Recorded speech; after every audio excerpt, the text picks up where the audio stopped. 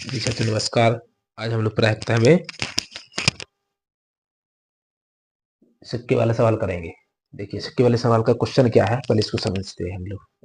देखिए इसमें लिखा है हमको एक चित्त प्राप्त करने की प्रायिकता, एक चित्त प्राप्त करने की प्रायिकता ज्ञात कीजिए जब एक सिक्के को एक बार उछाला जाता है। साथ ही एक पट प्राप्त करने की प्रायिकता भी ज्ञात करनी है हमको।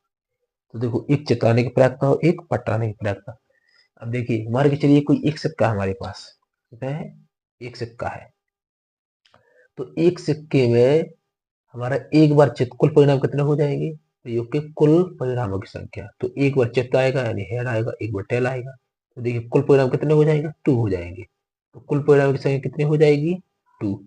अब आप बताइए एक सिक्का एक बार उछालने पर चित्त कितनी बार आ सकता है, तो चित्त केवल एक बार आएगा वो, यानी हेड। तो हेड कितनी बार आएगा, केवल एक बार आएगा। तो देखिए कुल परिणाम कितने हो गए, 2। अनुकूल परिणाम कितने हो जाएंगे, 1। इसका आंसर क्या बनेगा, 1/2। ठीक। इसी प्रकार पट, अब पट बोले तो टेल, टेल कितनी बार आएगा, 1 बार। तो कुल परिणाम कितने हैं, 2। तो ये भी कितना आएगा, 1/2।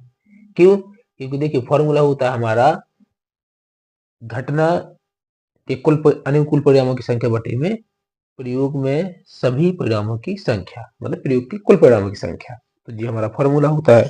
तो इसके हिसाब से हमारा जो क्वेश्चन का आंसर आएगा वो 1/2 आएगा। अब देखिए इसको लिखना कैसे पेपर में आपको, ये समझिए।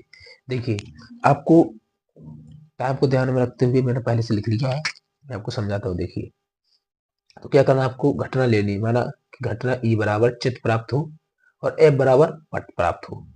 अब प्रयोग के कुल परिणामों की संख्या कितनी हो जाएगी, देखिए एक सिक्के में 2 ही बार आएगा चित्त और पट, एक चित्त आ गया एक पट, तो कुल परिणाम कितने हो जाएंगे, 2 हो जाएंगे। अब क्या चाहिए हमको, ई चित्त प्राप्त हो, तो हम यहाँ पे लिखेंगे घटना ई के अनुकूल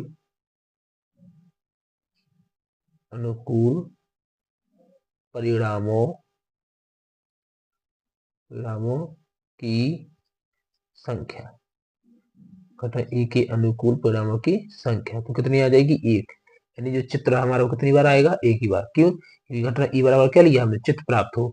तो चित्त कितनी बार मिलेगा हमको, एक ही बार मिलेगा। इसलिए हम घटना ई के अनुकूल परिणामों की संख्या कितनी लिख दी है, 1 लिख दी। अब हमारा फॉर्मूला क्या होता, तो उस फॉर्मूले के हिसाब से हम लोग मान लिख देते हो। अब हमारा फॉर्मूला बनेगा यहाँ पे पी ई यानी प्रोबेबिलिटी ऑफ ई बराबर हो जाएगा घटना ई के अनुकूल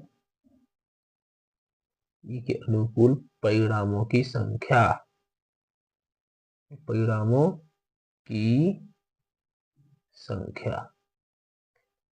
बटा, ठीक है, नहीं अपॉन। क्या आ जाएगा हमारा, प्रयोग के कुल, प्रयोग में, ठीक। तो अब मैं भी लिख लेना यहाँ पे, चलो मैं लिख देता हूँ, प्रयोग में कुल परिणामों की संख्या,